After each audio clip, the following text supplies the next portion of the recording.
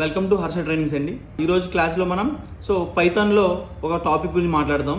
ఆ topic name వచ్చినప్పటికీ taking values from user అంటే ఈ టాపిక్ ఏం డిఫైన్ చేస్తుందంటే, లేకపోతే ఏం వర్క్ చేస్తుందంటే, మనం ప్రోగ్రామ్ రాస్తున్నప్పుడు మనం డిఫాల్ట్గా కొన్ని వేరియబుల్స్కి కొన్ని వాల్యూస్ అనేవి మనం డిక్లేర్ చేసేస్తామండి. అది డిక్లేర్ చేసి ఇనిషియలైజ్ చేసేస్తూ ఉంటాము.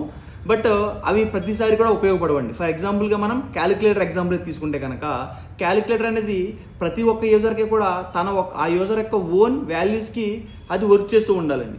అలా కాకుండా ఒక ఫిక్స్డ్ వాల్యూస్ వచ్చేసి అది ఎవరికి ఉపయోగపడదు కదా. అదేవిధంగా మనం రాసిన కోడ్ అనేది ఎవరు యూజ్ చేసుకుంటున్నారో, ఎవరైతే ఎండ్ యూజర్ ఉన్నారో ఆ ఎండ్ యూజర్ యూజ్ చేసుకోవడానికి తన ఓన్ వాల్యూస్ ఇచ్చి కోడ్ రన్ చేసుకునే విధంగా రిక్వైర్మెంట్ మనకు ఉంటే కనుక ఇప్పుడు మనం మాట్లాడుతున్న టాపిక్ అనేది ఉపయోగపడుతుందండి. ఆ టాపిక్ వచ్చినప్పుడు ఏంటంటే accepting values from user using of input function అండి. ఇన్పుట్ అనే ఒక ప్రీ డిఫైన్డ్ ఫంక్షన్ ఉంటుంది. ఆ ఫంక్షన్ యూజ్ చేసి మనం యూజర్ దగ్గర నుంచి వాల్యూస్ మనం తీసుకోవచ్చండి. అది ఎలాగో కూడా ఇప్పుడు మనం ఎగ్జిక్యూషన్ చూద్దాం ఒకసారి. ఇక్కడ మనం ఒక ప్రోగ్రామ్ చూద్దామండి. ఒక చిన్న మ్యాథమెటికల్ ఆపరేషన్ సంబంధించిన ప్రోగ్రామ్ చూద్దాం. A = మనం 10 అనే వాల్యూని ఇనిషియలైజ్ చేసాము. B = 20 అని మనం వాల్యూని ఇనిషియలైజ్ చేసామండి. ఇప్పుడు దాన్ని ప్రింట్ ఆఫ్ A+B అన్నాము. ఇప్పుడు నేను రన్ చేసే కనుక మనకు అవుట్పుట్ ఏమొస్తుందండి? Okay, you can see 30 is the output అండి. 30 అనే అవుట్పుట్ మనకు వస్తుంది. ఇలా కాకుండా ఇప్పుడు మన ఈ ప్రోగ్రామ్ ఎన్నిసార్లు రన్ చేసినా సరే మనకి అవుట్పుట్ 30 అనే వస్తుందండి. ఓకే, ఇలాగా. అలా కాదండి, బట్ మన ఇది అందరికి ఉపయోగపడుతుంది కదా. అలా కాకుండా ఇప్పుడు మనం ఈ ప్రోగ్రామ్ ఎప్పుడైతే రన్ చేస్తామో మనకి ఈ యొక్క పైథాన్ మనం అడగాలండి. ఏకి మీరు మీ యొక్క ఓన్ వాల్యూ ఇవ్వండి, బీకి మీ యొక్క ఓన్ వాల్యూ ఇవ్వండి అని. ఓకే, అది ఎలాగంటే కనుక using of simple input function అండి. ఇన్పుట్ ఆఫ్ అని ఒక ప్రీడిఫైన్డ్ ఫంక్షన్ ఉంటుంది. ఇందులో మీరు కొటేషన్లో ఒక చిన్న స్ట్రింగ్ రాయాల్సి ఉంటుందండి. ఫర్ యువర్ యూజర్ కంఫర్ట్ అండి, ఎంటర్ ఏ వాల్యూ. ఇక్కడ ఏమైనా రాసుకోవచ్చండి స్ట్రింగ్ ఫార్మేట్లో. ఓకే, ఇలా రాసుకున్నారు. బీ కూడా మనం సేమ్ థింగ్ రాద్దాం.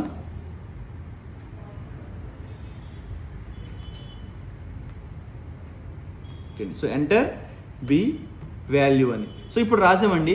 బట్ ఇక్కడతో అయిపోదు. ఎందుకోసం అంటే కనుక ఇన్పుట్ ఫంక్షన్కి డిఫాల్ట్గా కూడా తీసుకునే వాల్యూస్ అనేవి స్ట్రింగ్ ఫార్మేట్లో ఉంటాయండి. ఇన్పుట్ ఫంక్షన్ డిఫాల్ట్గా వాల్యూస్ అనేవి స్ట్రింగ్ ఫార్మేట్లో తీసుకుంటాయి. బట్ దానివల్ల మనకి ఉపయోగపడుతుంది. ఎందుకంటే మనం ఏమైనా మ్యాథమెటికల్ ఆపరేషన్స్ చేయాలంటే కనుక ఖచ్చితంగా కూడా స్ట్రింగ్ ఫార్మేట్లో ఉన్న డేటా మనకు ఉపయోగపడదండి. అప్పుడు మనం ఏం చేయాలండి? ఈ స్ట్రింగ్ ఫార్మేట్లో ఉన్న డేటాని మనం ఇంటిజర్ ఫార్మేట్లో కానీ ఫ్లోట్ ఫార్మేట్లో కానీ మనం కన్వర్ట్ చేసుకోవాలండి. ఎలా చేస్తాం?